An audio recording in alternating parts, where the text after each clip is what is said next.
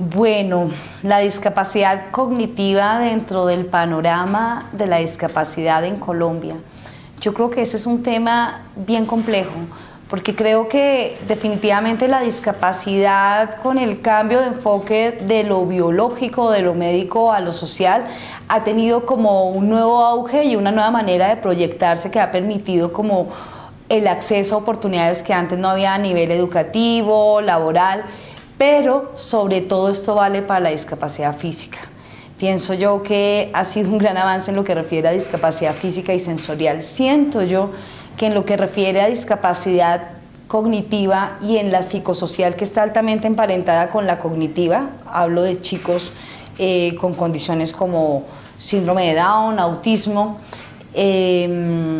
tristemente la realidad es como muy distinta a la que se ve con discapacidad física y sensorial. Yo creo que hay unos derechos que han sido ganados, unas oportunidades, unos accesos que han sido ganados y reivindicados, pero creo que aún la lucha en torno a los derechos de las personas con discapacidad cognitiva y psicosocial emparentada con la cognitiva están todavía muy vulnerados. Pienso yo de hecho que incluso cuando se habla de poblaciones a nivel cognitivo y psicosocial, se dejan por fuera muchos de los casos límite que son de la mayoría que quizás aún no nos gusta que sean visibilizados. Por ejemplo, yo pienso que cuando hablan las personas desde la discapacidad psicosocial, las personas con un trastorno afectivo bipolar o con un trastorno obsesivo compulsivo, con esquizofrenia, por lo general están hablando aquellos que ya han tenido algunas barreras de acceso mayores que otros. Muchas veces estas personas tampoco revelan el sentir ni el ser de personas, por ejemplo, que desde su nacimiento han sido coartadas de su libertad y de la posibilidad de una vida digna siendo institucionalizados, como fue el caso de muchos chicos con autismo o con déficit cognitivo, que uno puede encontrar fácilmente hoy siendo ya adultos en las clínicas psiquiátricas de Bogotá y de Colombia. Pienso que hay mucha invisibilización todavía en lo que respecta a la vulneración de los derechos de las personas con discapacidad cognitiva y psicosocial. Pienso que muchas veces cuando hablamos de discapacidad la gente todavía presume que discapacidad se refiere a lo que se ve, a la discapacidad física o sensorial.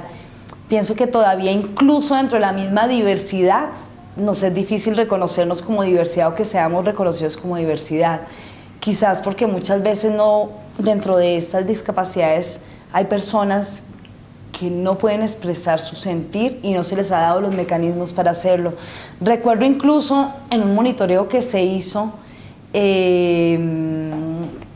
con una ONG aquí de Colombia que trabaja con discapacidad psicosocial. Recuerdo que yo estuve en las capacitaciones, recuerdo que una de mis grandes preguntas era por qué dentro de los cuestionarios que se hacía o la manera como se iba a llevar el monitoreo, no había ningún ajuste razonable para personas con una condición del espectro autista o con un déficit cognitivo severo. O sea, te pedían como relata cómo te has sentido vulnerado en los últimos 5 años de tu vida de acuerdo a los derechos que tú tienes, cómo este país.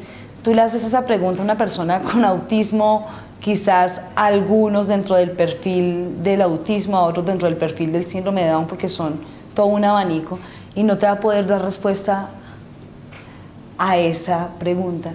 Y como tal, queda entonces invisibilizado dentro del mecanismo que se tiene para saber cómo está la vulneración de derechos.